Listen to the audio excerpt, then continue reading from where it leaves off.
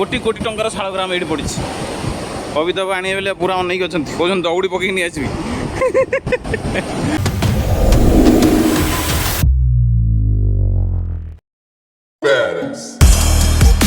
Hello hi नमस्ते आशा करुच्ची भलरे थिबे समस्ते। आज सकाळ नेपाळर शीतल पवन सह आरंभ है। बुटवाल रातिर विश्राम पर आज लक्ष्य सुंदर सहर पोखरा पहुँचवा। सकाळु सकाळु बाइक्र इंजिन स्टार्ट करने सह पहाड़िया रास्तार असल अनुभव आरंभ है।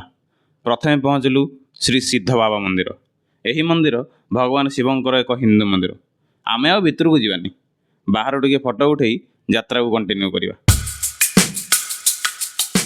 ए अंका बंका रास्ता उच्च पहाड़ नदीर स्वर एवं ठंडा पवन सतरे प्रत्येक मुहूर्त एक सिनेमा भल लगुच ना। पहाड़ रास्तार बाइक चलाइबा सहज नुहे किंतु प्रकृतिर सौंदर्य सबु कष्ट को भूल दूची। यही रास्ता को एंजॉय करी करी आमे आसी गोटे हैंगिंग ब्रिज पाखे पहुँची गलु।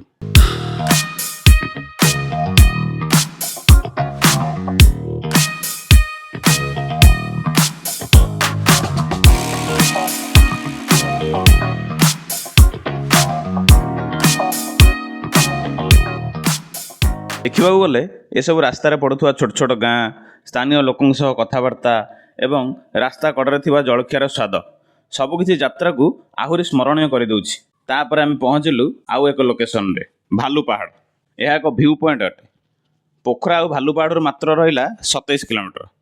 तेणु भालू पहाड़ पाखे टिके समय काटी आम चलू पोखरा अभिमुखे।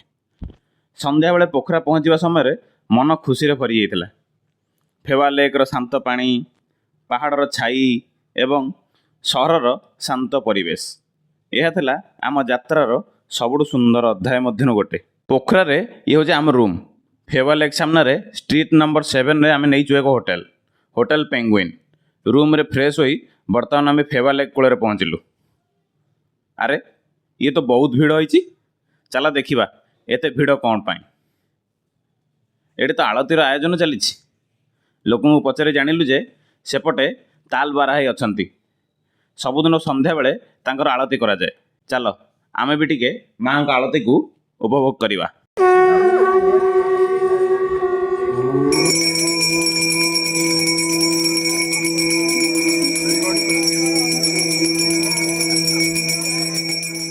आलती देखि सारी आमे भी पहुँची गलु गोटे ट्रावेल एजेंसी पाखे। कारण काली आमको पोखरा लो मुस्तांग जावाक पड़िबो ना मुक्तिनाथ दर्शन पाई। लो मुस्तांग जावाक हेले मुंड पिछा नेपाली 1000 टଙ୍କା देई परमिट काटिया पड़िबो। आ परमिट पाई डॉक्यूमेंट हेउची आधार कार्ड एवं निज फोटो। फोटो तो सांगे सांगे मोबाइल उठीगला। आमर वर्तमान परमिट हो गला। ये एतर समस्त की गुड नाइट। काली देखा हवा लो मुस्तांग रे। Bye bye. गुड मॉर्निंग सांग माने। आज आम ट्रिप रो 5th डे। आज सकाळ पोखरार सुंदर पहाड़िया परिवेश रु आरंभ होला। फेवा लेक्र शांत पवन और हिमालयर छाई मन को एक नुआ शक्ति देउछि। आज लक्ष्य मुक्तिनाथ धाम। मुक्तिनाथ जीवाई जो परमिट आवश्यक आम काल राति काटि सारिछु।